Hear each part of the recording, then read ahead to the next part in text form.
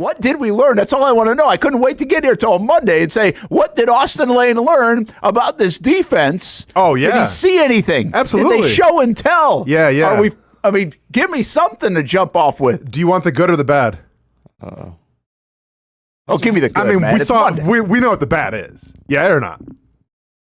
I don't know. Do you want the good first? Yeah. Okay, the good is that they seem to be pretty disciplined. You didn't see a lot of mistakes. You didn't see a lot of penalties. And this goes hand in hand with their offense as well. Every year I seem like that I'm on the show, I say the same thing and I repeat myself, but it warrants repeating. You can tell a lot about a team, even in the preseason, by the number of penalties that they have and the number of stupid mistakes that they make. And, on Saturday I saw a team that played disciplined, that played fast, that didn't have a lot of penalties. So from that standpoint, and speaking about the defense, that was really great to see. Yeah, I thought, Doug mentioned that too. He's like, there are some MAs which are missed assignments and stuff. You're going to get that as well when you're playing so many guys and you're out there for the first time. But I think you're right. They kept saying that fast, right? Physical. They looked like they knew where they were going. Looked like they knew what they were doing. Operationally, it looked pretty strong, which actually struggled at times last year. So, yeah, I think that's a good observation. And by the way, front to back, front to back is where the Jags looked pretty good in that respect. That did not waver. It didn't get very sloppy on the Jags side. In fact, I think you can make the case it's a lot sloppier on the Kansas City side of things. Yeah. With a bunch of new people that they have in and out over these last couple of years as well. Okay, I guess give me the bad before Middle we linebacker. expand more. Middle linebacker. Middle linebacker's bad? Yeah. Yeah, I mean, the long Isaiah Pacheco run, Devin Lloyd essentially didn't fill the gap like he was supposed to, went inside. That led to, I forget how long of a run it was, maybe 13 yards or 14 yards. And then another one, who was the backup tight end, Noah Gray? Yeah. On the pass. That was middle linebacker responsibility. Didn't find to get work, kind of left them wide open. So, yeah. And listen, I was skeptical. And maybe, once again, you saw kind of a vanilla defense. You saw a 52 defense out of base during the third and fourth drive. And it was kind of interesting, too, because even when Kansas City went a little more of a spread formation, they still kept that 52 with 5 linemen. They moved down Trayvon Walker, and then they had Abdullah, right? Or not Abdullah, but what's... Yes, sir, Abdullah? Yeah, Sir Abdullah, play like the edge, standing up. So kind of what I predict was going to happen, where when they get in the base formations, they move Trayvon Walker down. We saw a little bit of that Saturday night. But to me... Let me stop you there for a second. Yeah. So if you move Trayvon Walker down, that switches into the 5-2 you're talking about, because we think then that will be Armstead rushing too, right? You can call it a 5-2 or a 3-4. I mean, depending what you... Oh, yeah. I guess it's essentially the guys same. Walk up to the line of scrimmage. Well, it depends how you want to count Yasir Abdullah. Do you count him as a linebacker or a down lineman? Well, it's interesting because I was going to bring that up a little bit. He's only 240 pounds, right? So maybe he's a kind 3-4. of built more like a linebacker. Yeah. Which leads me to believe then, the rumors of Eric Armstead, we talked about playing defensive end. If he plays DN, he's going to be playing kind of like a big defensive end. Once again, if you want to call it the 3-4 or a 5-2, but I don't think he's going to be on the edge. I think he'll be playing the spot that Trayvon Walker was playing when they're in base coverage. You know what I feel like, Austin, that they have in Jacksonville 2 Calais Campbells, in essence. With Armstead and Trayvon Walker. They got 2 guys that can be interchangeable. Again, and I'm not trying to say that he's going to do what Calais did, but in terms of the operation of it, the ability to play both. Now, Calais was a little bit heavier than even Trayvon, but Trayvon's up to 285, He's up to 285. And so Armstead's already a big fella, but he can play both. So I think that's pretty interesting that that's why we're not getting the label, I think, because those guys are probably going to swap around. They probably won't be labeled. You might have to go through a month of the season to figure out how many snaps they've played at each spot. And I don't remember Calais playing inside that much, but I know he did, especially on passing situations. And now we're into more passing situations than ever before, even from 7 years ago in the NFL. So that part makes some sense to me. Yeah, and they're not going to be afraid to rush 5, I feel like, either. Which, I think if you look at last year in terms of interior push, when you rushed 4, you weren't really getting home a lot. So I think in this Nielsen defense, you're going to have either blitzes or you're going to have 5, call them what you want, linemen or edge guys rushing. The one thing that stood out to me, though, obviously, that wasn't the best was, like I said, Devin Lloyd playing middle linebacker. I didn't think he looked the most comfortable playing that spot. Interesting. I thought Chad Muma played a lot better than Muma looked pretty good, didn't he? Muma looked pretty good. Muma was in the right spots at the right time, and this was kind of my reservation about moving Foye to the outside, to the weak side, and then having Devin Lloyd play on the inside. And I even said out of nickel, to me, it made a lot more sense to have Devin Lloyd playing on the weak side because then you can blitz him a little more, use athleticism, and that's not what happened. Usually the way it works in nickel is if you're the middle linebacker, you're going to go towards the nickel corner side, and that's what Lloyd did. And once again, like he was there's like a quarter, maybe a quarter and a half. Was he out there that long? It might have been a quarter. Like okay. Foye wasn't out there at all. No, Foye they replaced him. 2-3 snaps and that was it. Yeah. But yeah, I'm not sure how confident I am. And once again, it was just one game. I get it. He's still learning the position a little bit. Or learning it back because it's a little bit more like he played in college, right? But it reminds me a little bit of Miles Jack. What happened with him? Where it was tough to adjust. Yeah, where I think he's better used on the outside. Do you think? Okay, this guy's he's adjusting. He's adjusted. It's taken him a while to adjust to the NFL. I think he's a good player, man. On Lloyd, and I don't want to get carried away, even with your concerns from this game that obviously just got a small sample of things to talk about. But I also don't want to dismiss it. And is that a tough position to play from the mic? Is it a little bit more once you do get settled in there? Is it see ball, get ball type thing? Or is there, because he's not wearing the dot, so he doesn't have to worry. No, the one thing about Miles is when they started to put the dot on him and things like that, now you're adding a lot more to the plate. Yeah. But they're not doing that to Devin. No, it's all about instincts and trying to fit your gap. And in the one long play with Pacheco, he was in the wrong gap. And it wasn't like anything trickery. It wasn't like a crazy motion. Just he wasn't in the right gap, and that can't happen. Every other guy I feel like did their job, but in that play, it bounced outside on Lloyd. Well, what's interesting, too, is without Foye on the field, maybe he didn't look as sharp when Foye was on the field for that one. I know you're talking about one play. But you're also saying you're not just talking about the one play. We're getting dramatic if we're just talking about one play. Okay, you missed one play. But it was the two plays. To me, it was the two plays. It was the Pacheco run, and then it was the Noah Gray or whatever, that catch. Yeah, and so, and again, Muma is a guy, there are a lot of things to talk about coming out of this game. Parker Washington, Brian Thomas Jr., the quarterbacks, all this other stuff. Of course. Special teams, but Muma was kind of under the radar.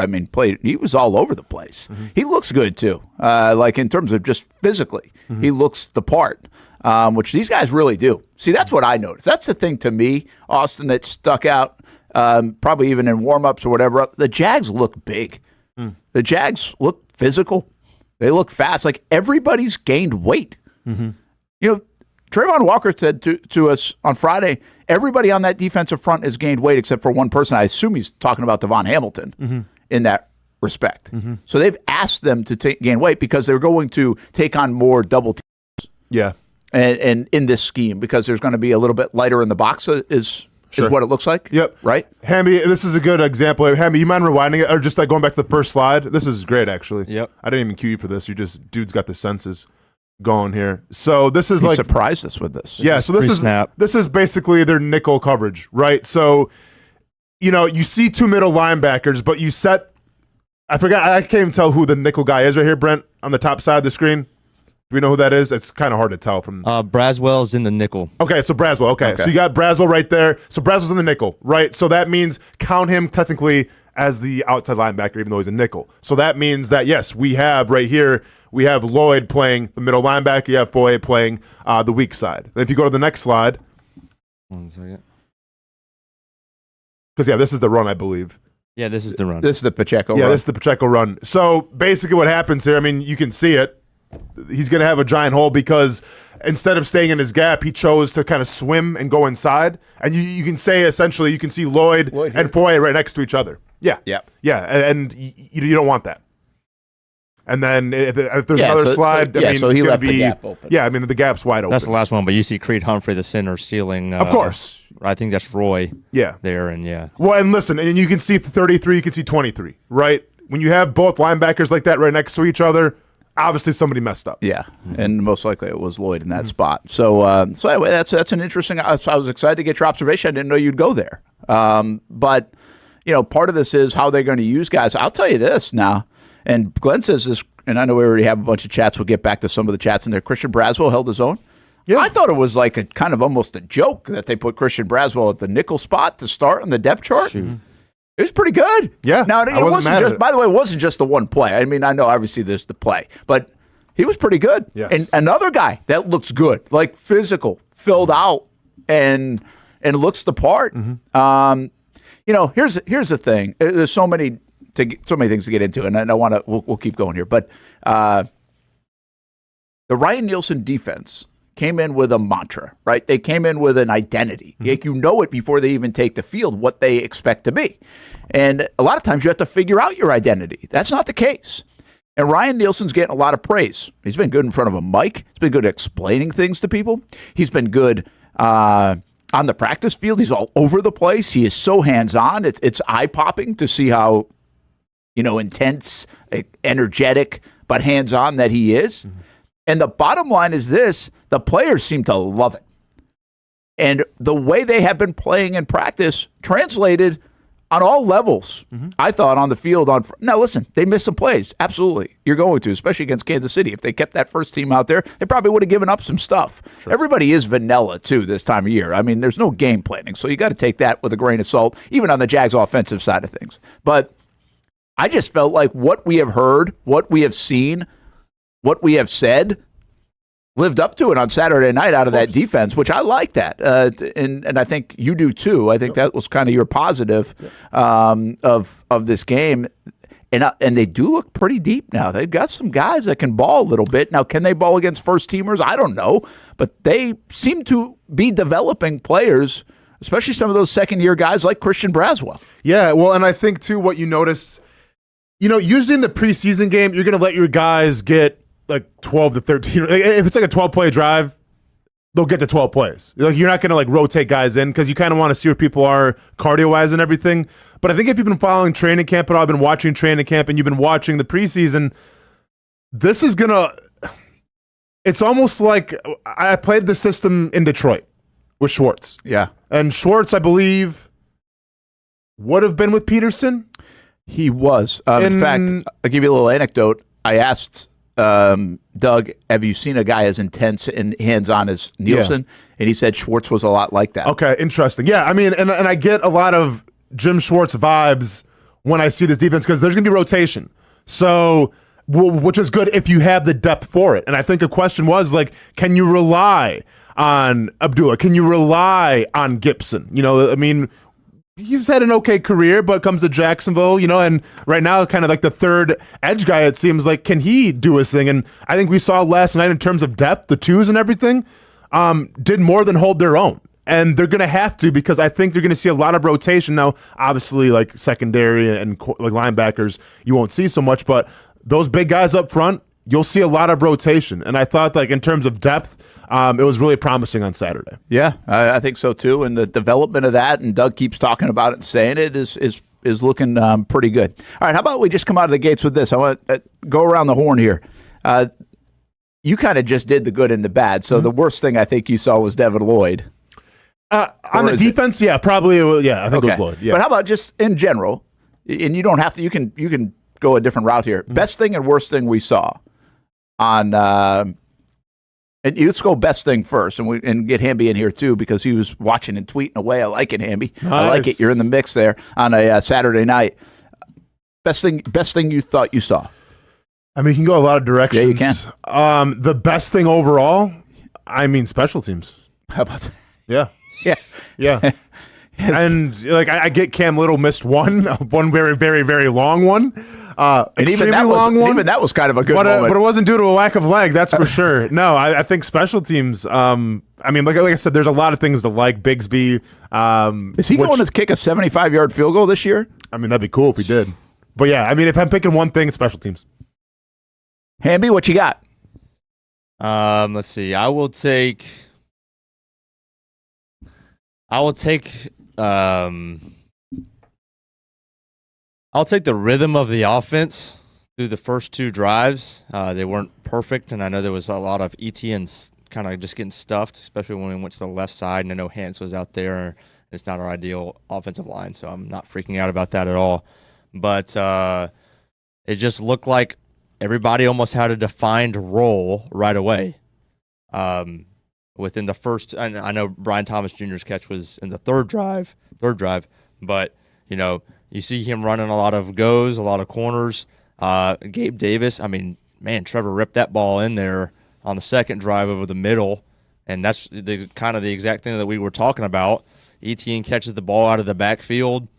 Kirk was running his zigs and his slants almost every play. I know he played 7 snaps, but it just seemed like everybody had a defined role, and it for however long they did it, it worked, and it was just kind of cool to see because I was so curious of who's going to line up where and what kind of routes we running. Yeah, I think we'll get to the run game stuff in a little bit, but and again, it wasn't just that. C.J. Beathard, when he got in there, and Mac Jones, there was some kind of rhythm to their offense. Even no matter who was in there, that goes operationally. Again, I think don't sleep on that. What Austen said too. I mean, to a team that knows what they're doing, that continuity should show up. We were surprised when it didn't show up last year after going into year 2 at times on offense. But even the defense, who's got a lot of new parts and moving parts, seem to be at least aligned for the most part in the right way. Here's what I'm going to say, guys: the 2023 draft class. And that's a huge part of this year. It's been a huge story from last year. It's okay. What about that class? I mean, it's Anton Harrison and that's it. Now, Anton didn't play, but we kind of feel like Anton's the best part of that class. Yeah. So, but then you go to Tank Bigsby in the 3rd round, and somebody in the chat just said Tank Bigsby, and absolutely. Oh, yeah. I mean, absolutely. And we said this is important. And I was talking to somebody on the sideline, and we were talking about Tank a little bit. I'm like, I feel like he's a good player. I feel like he needs confidence. We said it on the show. And to see him have a run, to see him almost break away, to see him another kickoff return, which go back to the Tennessee game last year, He was very good on kickoff returns. You might start pairing with Duvernay back there if your 2 return man set. He seems to be very good at it. So it was good to see. I think it's really good for him. He needs to build. He needs that to snowball a little bit in a positive way because last year was goofy. It was just a weird year. He lost confidence. They lost confidence. I think they're back. I think he's got confidence. I think they've got confidence in him. I think, as Austen has said for months now, it's going to be a big part of it. Now, listen, we didn't see much from Brent and Strange. I will say this, though, and we just had somebody said, I think it was Glenn, that he was disappointed that Strange didn't go reach out and catch that ball. He went again, catch that ball. I mean, Beathard just totally missed him. He was open. And if he hits him there, that's like probably a 22-yard play from Brent and Strange. Like he was open on that drag route across the middle, it looked like to me. Mm-hmm. So I'll give him that. There wasn't much else I saw there from Brent and Strange. Ventrell Miller. Yeah. First of all, he gets hurt again. I was like, eesh. Yeah. But he had a good stick on a play on the rugby dude, right? And also was flying around a little bit. He's had 2 terrific camps. They love the way this guy plays. They want to see him on the field. And I think you're seeing a little bit of a splash from him, from Ventrell Miller. Tyler Lacey was even in on a play or 2, I think, when he got his reps. Yasir Abdullah ends up with a sack. Antonio Johnson, I'm going to come back to in a minute. Parker Washington, we know, was basically the star of the night. Oh, yeah. Star of the night. Christian Braswell picked in the 6th round. One of the stars of the night. Yeah. Didn't see Eric Hallett. Cooper Hodges was in there. I don't know how he played, but he played. He played the most snaps of anybody. Did he? Yeah. Because he's missed some time at camp, so they want him to do that. And then you got some other guys who aren't on the team anymore. But that was that 13-pick draft class. Mm-hmm. And we saw guys flash. Mm-hmm. That's a big deal for this team if they get that kind of development out of some of those players. So I really like that. And then to go back to Antonio Johnson, and maybe this is a longer conversation in a minute, but I don't know why they just signed Tayshaun Gibson.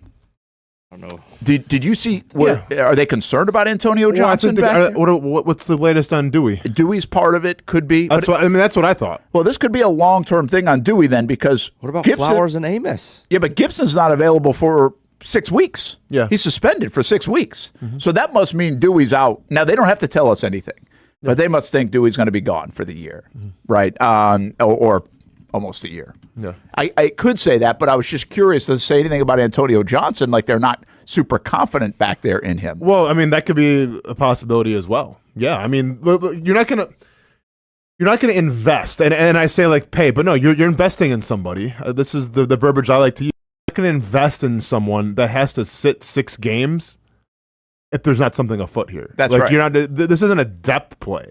Either Dewey is out for a lot longer than you expect him to be, or they're happy with Antonio Johnson. Simple as that. Yeah, I think it's either or. Because here's the deal: we didn't see Darnell Savage. You're right; they brought in Amos, And they have Flowers. and they got and here's the other thing: Edmonds was one of the stars of the night. Yeah. So And that Joker's huge. I don't know what He's like this a all receiver means. out there. Yeah, I don't know what this all means for other than it simply could mean the Dewey stuff. I know that makes the most sense, but it's just a little bit of a peculiar play at this point when you don't really. I mean, I guess you're just getting him in here, getting him in the system. I'll say this: Tayshaun is another veteran guy who's been there. Yeah. He's seen both ends of it. He's seen it with Jacksonville here, but he saw it with San Francisco. Made a huge play in that San Francisco-Detroit game last year. So maybe there's something to that as well, where you bring another guy from that system in. I thought it was an interesting choice. And by the way, Gibson, I said this last night on TV, he's a cool story now. Undrafted free agent who's made $42 million in his career. He's going into year 13. Good for him, man. That's pretty good stuff. Great for him. Really good stuff. And he's a good dude. He's a good energy guy. Still wants to play. Obviously, he didn't have to play after getting suspended, but he still wanted to play. He owned up to it, by the way. It's like he took some supplement that he didn't think was going to get dinged, but it did. And so he'll miss 6 games because of that. Welcome back to the Brent and Austen Show, streaming on the Action Sports Jax 24/7 network. Hey, hope you had a good weekend, everybody. Kind of a fun one around here. We got some football back, which was nice to see on a hot, steamy night in Jacksonville. And, I felt like it actually cooled off a little bit, but it really didn't. It just felt like it because it was so hot going in. That sun goes down. You didn't end up going? I didn't go to the game, and I watched that at home. The Jaguars get the win. If they had lost, I wouldn't put any weight on the loss, so I'm not putting any weight on the win. I think That's not how it works, and you know it. Nah, I know. I know. I've been doing this long enough to know that I ain't talking about a win in the preseason. Well, I'll tell you who's not talking about the run either is the Ravens. First loss in 23 preseason games. I thought they had that snapped. Oh, did it snap? Are they on a losing streak now? I thought they snapped maybe that last year. Maybe they did then. But they lost again. That's what I was thinking. When I saw that score, I was like, "Oh, they lost again now." Yeah. So, it's an interesting deal. I said this on TV on our postgame show and again last night. That game reminded me actually of somebody like the Ravens, where you think you're going to be a good team, and you think you have a good team, and you kind of go business-like. It's been a business-like camp is the way I've labeled it. I don't think it's been like this, whoa, camp or headlines camp. It's kind of been boring. It's actually been a little bit boring coming out of Jags headquarters, the camp outside of the one practice that really sucked for the offense. And so I think the game went business-like, no surprises, no like, oh my gosh, like, no, we kind of think we're pretty good and we can do this. No, we got stuff to fix too. But I think that's the way the Ravens play in the preseason, or good teams play in the preseason sometimes, where it's like, hey, in Jacksonville might be a headline that they played well because they don't usually even win preseason games. But it reminded me a little bit of that. I don't know. We'll have to see. We'll have to see. But I think this is a team that, again, has an edge to it, is playing with a little bit of urgency, and is mature enough to know that we got to get our work in, and everything counts right now. And maybe that goes back to what you said at the top of the show, where they were pretty disciplined and they pulled it mattered. It's not like, hey, fix it later. That was one of the big things. We talked to Trevor going into that game, and he was like, this isn't like go fix it later. It's okay. It's just practice. It's like, no, we're fixing it now. And that was kind of their message. That's Doug's message. Put a lot of pressure on them. I think you probably heard Brian and Bucky talk about that in the broadcast, but that came out of that production meeting. Like, they're trying to put the pressure on them in practice to perform, and make everything urgent. And you'd be like, oh, shouldn't they do that all the time? No, that's not what you ever practice before, people. Like, that's not what happens all the time. It's easy to just shake it off and be like, that's practice. So I think just that small attention to detail is happening here in Jacksonville right now, and there was an illustration of it. Brent, Martineau, Austen Lane, Jason Hammy, Brent and Austen show on a Monday morning. Jags do get that win. I said, hey, the best thing, if you're just jumping in, the best thing you saw for me was the 2023 draft class. For Austen, it was kind of the mechanics of everything, the operation, and also special teams, and we'll talk more special teams. It was very good. For Hamby, it was a little bit of the rhythm of the offense, not just the first team, but kind of everybody doing their part and where they should be, and they got a lot of people involved in that, all three quarterbacks, which we'll talk about in a little bit too. I'll piggyback off that before I get to the worst thing and say, who's the happiest person in the building today or Sunday or whatever for the Jags? And the reason I thought about this, and I'll help you out, is kind of goes off. To me, athletic trainers. It's Heath Farwell. Oh. You might say it might say the athletic trainers. Yeah. But to me, it's Heath Farwell. I mean, everything about that game from a special team standpoint. Yeah. We didn't think we'd learn a dang thing about the kickoff. We learned a hell of a lot. In fact, the league learned a lot. Yeah. Yeah, of all the games, I feel like everybody was probably, all the special teams coordinators are just going to, tune into ours real quick and watch. That's going to be coach tape, man. That's going to be ref tape. Yeah, they knew more than the refs in that situation. It was impressive. From upstairs, I was right down there during that. And Doug was all over that early, which means they were probably all over it upstairs, too. You got to give those guys credit. And Doug, I was like, at one point, Doug was, I don't know if I didn't watch this part of it back. I don't know if he was pissed. Yeah. Like, it was like, there was one element early on when on the Gabe Davis challenge where he was just like having a nice conversation with the refs, like, okay, if it works, it doesn't. It was a very close play. I thought if they had called it complete on the field, they would have kept it complete, but they overturned it. One of those deals. This one, he was like pissed at him. He was like, he was yelling at him at one time, like, don't run the play or go review it. You've got this wrong. And they were right. They won that. It was kind of fun to watch that play out. We know this rule is so like ambiguous right now or unknown. And we're all sitting there. I'm still not sure if we all know why it was a safety versus last year. I think I know. Okay. I think I know, but I don't. I thought it was, now that you're saying it now, I don't think I know. So the deal is last year, in my opinion, again, we're going to have to get some clarification more on this. Okay. But last year, if that kickoff happens, that's not a safety. Yes. Because the ball went in the end zone first. And he didn't make an attempt, in my opinion now, I think I got this right, to come out of the end zone. He just grabbed it while he kneeled down in the end zone. But it already bounced in the end zone, which I think would make it a touchback if he doesn't want to make the attempt. And he also didn't make an attempt anyway, which would make it a touchback. Yeah. Last year. Okay. I think. But now this year, everything. That got me on that last part. Yeah. Well, it wasn't going to be. It wouldn't have been a safety last year. That was pretty clear. Right. Yes. So why wasn't it a safety last year? I think for one of those two reasons. He doesn't make an attempt to come out of there. He kneels it. His body's in the end zone when he's kneeling down and touching it. Yep. Or that it had already hit the end zone, so you don't have to make a play on the ball. Well, here's what's the huge difference, and I'm not sure everybody knows this yet. You have got to cover up every ball in the end zone this year. So if there was a kickoff last year, and you it bounced around whatever and ends up in the end zone, the guy can go kneel it down, he can go touch it, but he doesn't have to. Okay. Right? He doesn't have to, as he can bring it out? What do you mean he doesn't have to? Like, he doesn't have to kneel it? Yeah, he doesn't have to do anything. He just say, I'm just going to chill here. He's just going to let it go. Like, yeah, let it go. Okay. Gotcha. Like, you have to go touch the ball. Like, that's a live ball in the end zone.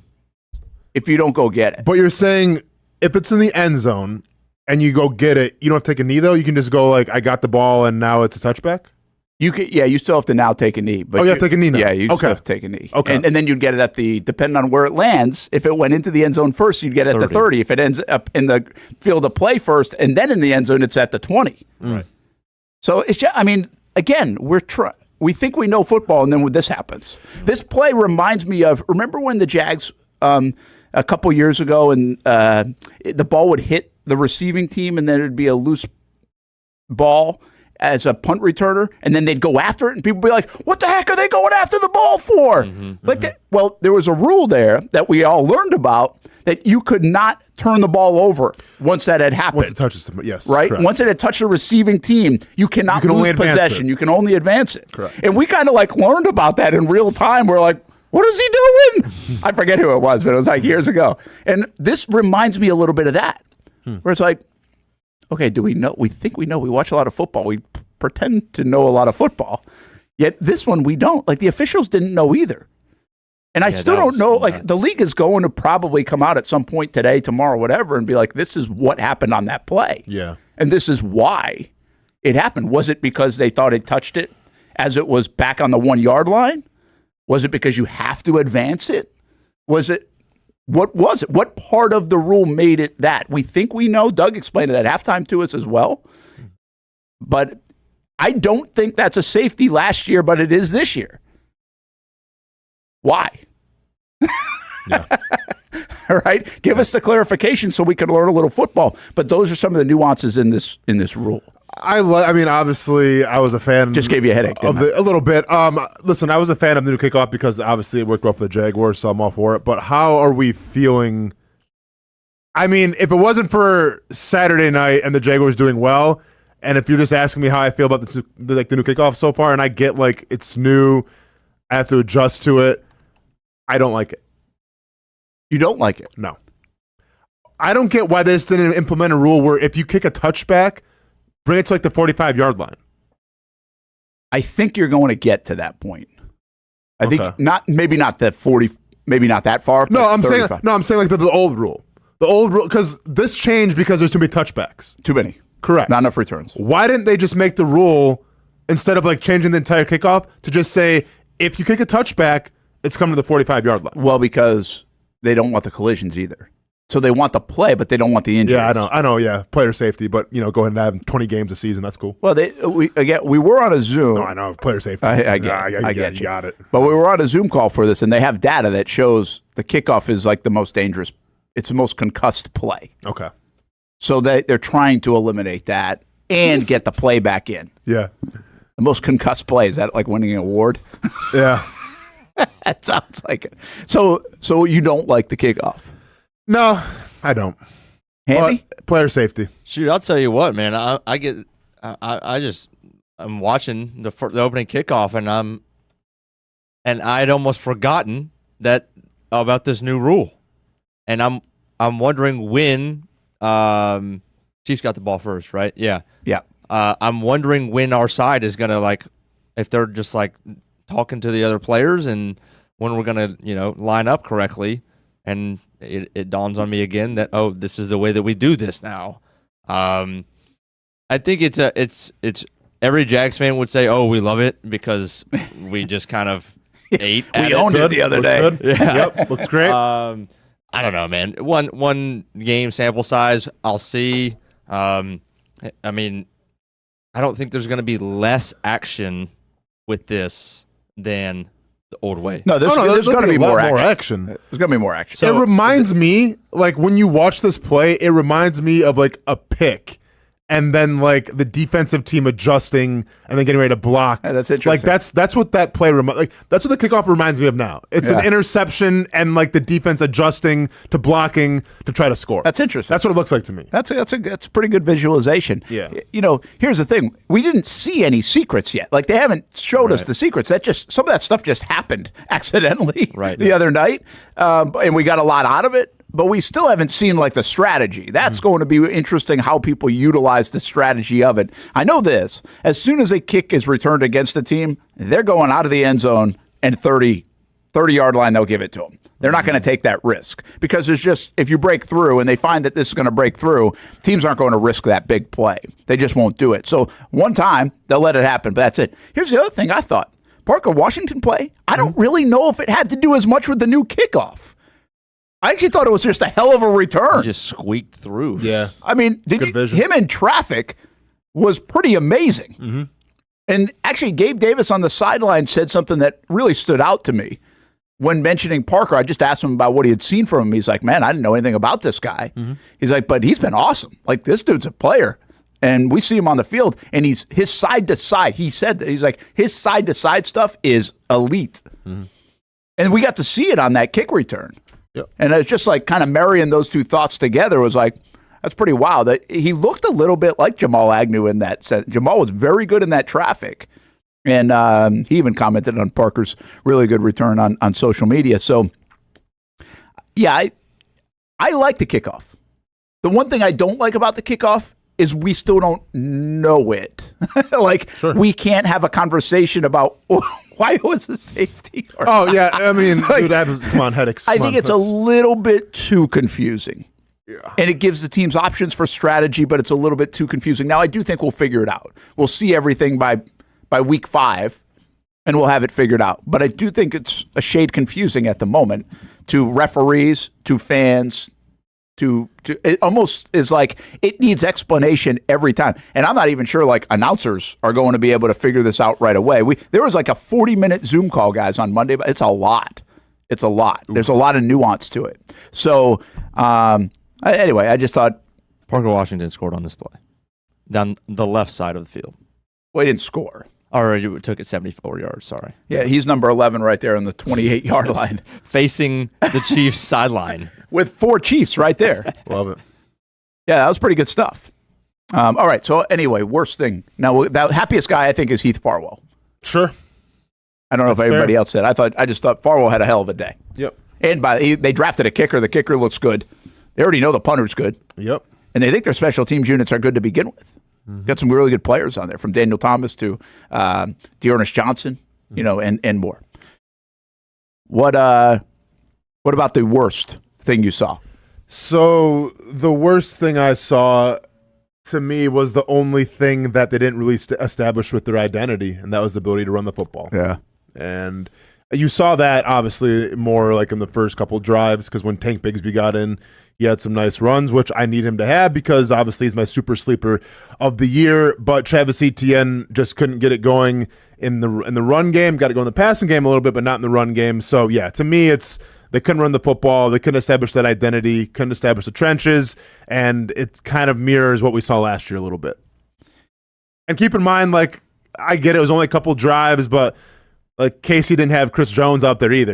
They weren't at full strength of their defense, and their defense seemed to have a pretty good day in terms of stopping the run in those first couple drives. Now, the piggyback off that, which I think that's kind of the one that it's what was it 4 carries for 3 yards or 3 carries for 4 yards, something like that. So it wasn't much, but there was a 3rd and short at one time where they did get the first down. Again, this was after Etienne, and then they got the 2-point conversion on a plow play basically.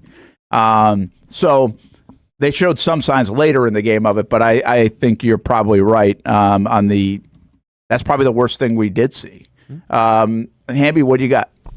Yeah, I was going to take, first of all, I was going to take that just because, Etienne. It's the low-hanging fruit. It is. Well, it's the most important thing. But it is important. Yeah. It's very important. However, now I'm going to take the Jags fringe receivers.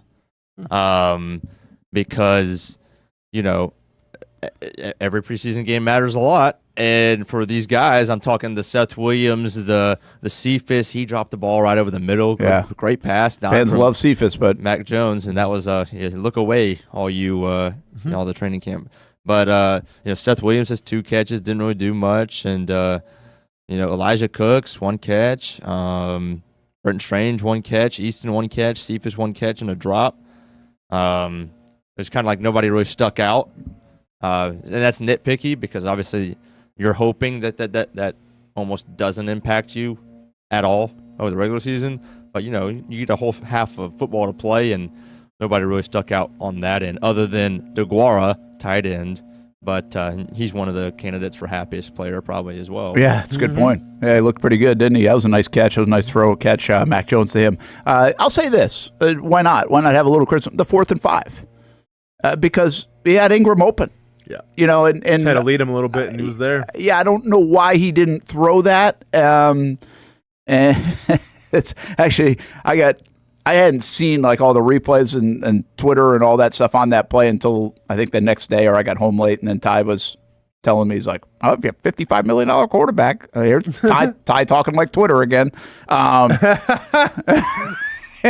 Yeah, I get that all the time. Yeah, but I do think, in a sense, the more I look at the play, I was like, I don't know, man, because a lot of times I'll defend the QB in this respect because I think it's such a damn hard position to play that he was getting flushed right about the same time that Ingram's breaking. Okay. Right, but I thought he still had time to do it and throw it. And on 4th and 5, why not? A little bit, right? I mean, why not throw it? Now, he later would say, he's like, not really. It's fine that I didn't throw it. Doug didn't harp on it either. But you'd like him to see that. I'll give him a pass on this. These guys haven't played football in 9 months. I think we forget about that. Live bullets going. Hopefully you make that play in a month. Do you have to make it in the first quarter of the preseason game? And if you're not making that play in the first month of the season, I think that's a little different story. But that's why you're out here right now, is trying to getting those live bullets going again. That's why you're out there right now, get the live bullets going. But you want to see the instinct, though, go, okay, like it's 4th and 5. We got to have it. Yeah, it's a preseason game, but we still got to have it. And let me go to my security blanket of last year, who was really my most trustful wide receiver that I had, and Evan Ingram. Whether he didn't have the time, didn't have the vision to see it, whatever the case may be, I think it's a play that should have been made. Yeah, I mean, that's a good snapshot of it. I mean, he's getting flushed as the break is happening from Ingram. It's a little bit of a slow developing play. It wasn't his first option. That's pretty obvious. Brian Thomas down the left side he would have launched it. But it was the first option. That was the first read. Okay, so this is why I like being on the sideline. And I thought that's what they were talking about. So there was a lot of conversation coming off the field between Brian Thomas Jr. and Trevor. Okay. And they went back. He's like, Trevor was explaining to Thomas, like, I had you, but then the safety was coming over the top. I think he ends up coming over the top. Yep. And so I didn't want to let it, because he had beaten his guy off the line. Yeah, but they were playing 2 deep safeties. Yeah. And so it looked like he was wide open early, right? I think, or pretty open. But it was just interesting to me, the conversation. I was like, man, I got to go find out what they're talking about. I don't know exactly what they were talking about, but they were like dissecting it, that play, which I kind of liked. And that was kind of led by Trevor. So this was not his first option here. Yes. Which also is a little bit surprising because Ingram should be a safety blanket right there on 4th and 5, right? Why not? Yeah. To be able to do that. But this is what I talk about. Is he supposed to make the throw right here? Should he have done it a frame earlier? And what people miss about this play is that ETN actually misses the block. ETN is helping, and he doesn't get a good piece of whoever that is pass rushing at the time. I think he could have slowed him a little bit more. And if he picks up that a little bit better, I think he was almost taking on 2 guys and he just misses. If you go back and watch one of the angles of it. He was helping out the right guard because the linebacker did like a delay. So Etienne was helping out the right guard, and then the linebacker came on to delay, and he kind of just missed him. So this is one of those football plays where you're like, hey, if Etienne just does a little bit more, then even that allows Trevor to do a little bit more in that spot. But you still want, to me, it's still a throw you have to make, though. Yeah. I don't disagree regardless of what Etienne did, I'm not saying it's fair or not, but you're one of the highest paid quarterbacks in the NFL. And that throw's got to be made now. Yeah. So anyway, I thought if that's the worst thing we saw, let's hope he makes it in the regular season more often than not. Yeah. I don't think it was like a gun-shy thing or anything like that. I just think it was probably didn't see it as fast as he should have saw it. Yeah, because even like I said before, it breaks down. He could have trusted his instinct and just kind of let him there and threw it, and he still would have had it even without the. Uh-oh. Holy cow, Hamby! Are you drawing? Yeah, I was going to say Hamby's going to the. Did you draw that? Yeah. That was you? Yeah. All right. Well, could we take a look at that in a little bit? How can we? That's all I'm thinking about now. What else are you talking about? You want to take? Okay, fine. What is that? That's a touchdown? Yes. Yeah, this is a touchdown. Draw it up, Hamby. I just wanted to show how they schemed getting ETN man coverage on the linebacker. They clear it out so there's no one over the middle.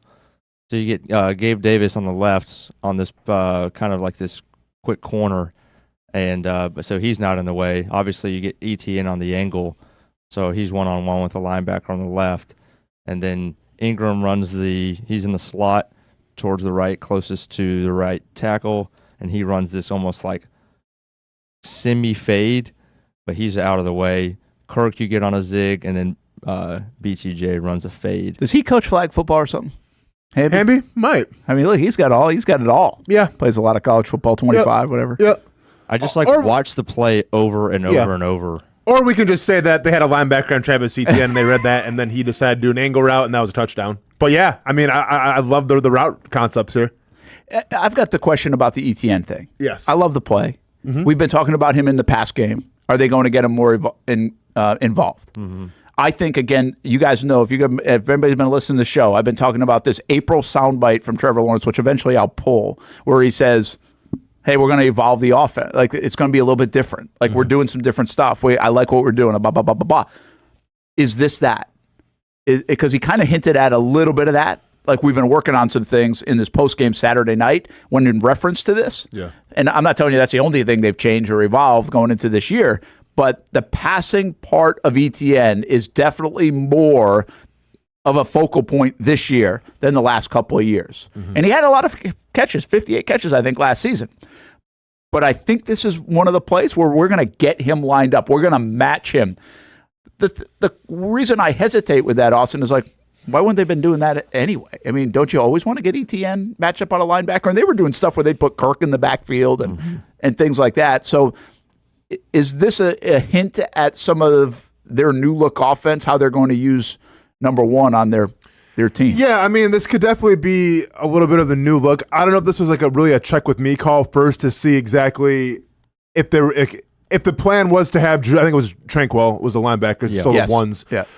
If the plan was to have Tranquil out there, and he's kind of lined up a little wider, so like I feel like this was kind of a design play already. Like they knew they were going to have a linebacker matchup, and Tranquil is a good linebacker in his own right, but give me Travis Etienne 10 times out of 10, 2 times on Saturday if he's going to run that angle route. It's just he's too good of a receiver just to put a linebacker. I think this was the play all along. Right. Yeah, I think so too as well. So. Yeah, I mean, I think you're going to see a lot more of this. Like I've been saying, I think you're going to see a lot more Tank Bigsby in the power run game, and then when you need a little bit of a slasher, when you need some kind of big play, these opportunities can present themselves. Listen, this was the good thing about something like this, in my opinion, was first of all, it cashed in after the Parker Washington return. It was a red zone play where they were bad last year in red zone scoring. And if you really want to check another box, and I know it's not really where people would identify as much, it's in the middle of the field. A lot of people are critical of the Jags and Trevor about the middle of the field. This is exploiting the middle of the field with a weapon. So, like, I don't know if people were talking about that coming out of the game, but hey, that's the middle of the field. And it's a safe play in the middle of the field, but it's a good play. So it checks a lot of boxes. I like all your lines here, Hamby. And I think, the only thing, last thing I wanted to say was, because the only way that this play can be stopped, Austin, please correct me if I'm wrong. Yes. The way that this can be stopped is if the safeties bite in the middle, right? Because this is man, everybody's in man-to-man with two safeties over the top. Correct. So like a Tampa 2 kind of. Yeah. So the only way that this is stopped is with the safeties if they come down. But if you have Gabe Davis and Brian Thomas with MORs, mandatory outside releases, then it's over. No, okay. So basically here, what you're seeing is you're putting the defense kind of in a bad predicament because you're in the middle of the field, right? So it's essentially the center of the field. Your strong side is on the right. You have 3 wide receivers and trips on the right side of the screen. And then we have, is that who's the left wide receiver here? We have Gabe Davis. That's Gabe Davis on the left. Yep. Okay. So you have Gabe Davis on the left then. So if you're any defense, you see, 3 wide receivers on one side, that's the strong side. Guys, set it over there. Okay. So that's going to leave you a lot more space than on the opposite side, and that leaves a lot more things where we got to respect Gabe Davis, right? Because that corner route over there that is going to be open, and that's the route that he actually ran, was the corner route as you put here. So you got to respect Gabe Davis here. Yeah, I mean, essentially it's just it's a bad call by Kansas City where they couldn't really do anything else because you have to respect the trips on one side, you have to respect Gabe Davis, and then like almost an afterthought, according to the Chiefs, would be Travis Etienne, even though I think it was all designed to go to him in the first place. Yeah, nice way to dictate play on offense. Yeah, with your weapons. Press Taylor, take a bow. Yeah, I guess so. He might be the happiest person. He didn't have to field a single question after the game. One note on that, by the way, like it's. Didn't ask him at halftime, did you, Brent? I watched that, Peter. Yeah, did not ask him at halftime. All right. I was watching Doug though a lot. Okay. And Doug is so involved. He's so involved on that side of the ball. Okay. Like almost the thought ran through my head. It's like they're just telling everybody he's calling plays, and Doug's really calling.